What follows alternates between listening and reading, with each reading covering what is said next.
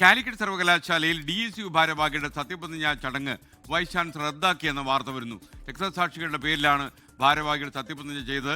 ചടങ്ങിൽ നിന്ന് vice chancellor doctor P. Raveendran ഇറങ്ങിപ്പോവുകയും ചെയ്തു.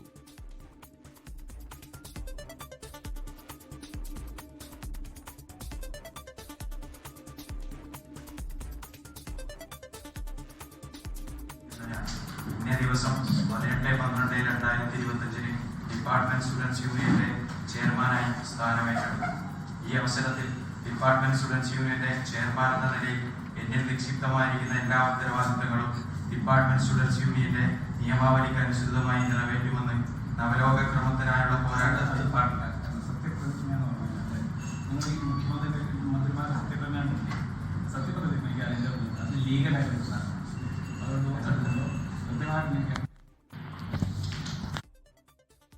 സമീർ ബിൻ കരീം മലപ്പുറത്ത് നിന്ന് ചേരുന്നു. സമീർ, അവസാനം സത്യപ്രതിജ്ഞ പൂർത്തിയാക്കാൻ കഴിഞ്ഞില്ലയോ? അത് കഴിഞ്ഞിട്ടാണോ ക്യാൻസൽ ചെയ്തത്?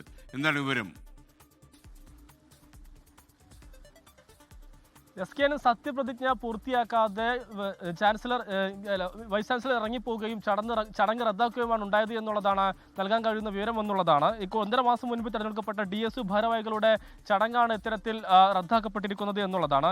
നവലോക ക്രമത്തിനായുള്ള പോരാട്ടത്തിൽ ജീവൻ നഷ്ടപ്പെട്ട അനശ്വര രക്തസാക്ഷികളുടെ പേരിൽ എന്നാണ് ചെയർമാൻ അമൽ ദേവ് സത്യപ്രതിജ്ഞയിൽ പറഞ്ഞത്. ഇതോടുകൂടിയാണ് VC ഇടപെടുകയും ഇങ്ങനെ സത്യപ്രതിജ്ഞ പാടില്ലെന്നും ഇത് ചട്ടവിരുദ്ധമാണെന്ന് പറയുകയും ചൂണ്ടിക്കാണിക്കുകയും ചെയ്ത് അദ്ദേഹം ചടങ്ങിൽ നിന്നും ഇറങ്ങിപ്പോകുന്ന ഒരു സാഹചര്യം ഉണ്ടായത് എന്നുള്ളതാണ്.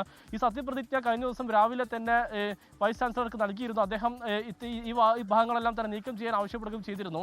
ഈ നിർദ്ദേശം മറികടന്നുകൊണ്ട് ഇത്തരത്തിലൊരു സത്യപ്രതിജ്ഞ നടത്തിയതാണ് ഈ റദ്ദാക്കാൻ കാരണം എന്നുള്ളതാണ് VC വ്യക്തമാക്കിയിട്ടുള്ളത്.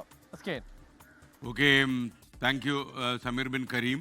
ലോകത്തെവിടെയായാലും ഏത് സമയത്തും 24 വാർത്തകളും ഓഗ്മെന്റഡ് റിയാലിറ്റി പാക്കേജുകളും എക്സ്പ്ലെയിനറുകളും വിശദമായി കാണാൻ ഞങ്ങളുടെ YouTube ചാനൽ നിങ്ങൾക്ക് സബ്സ്ക്രൈബ് ചെയ്യാം.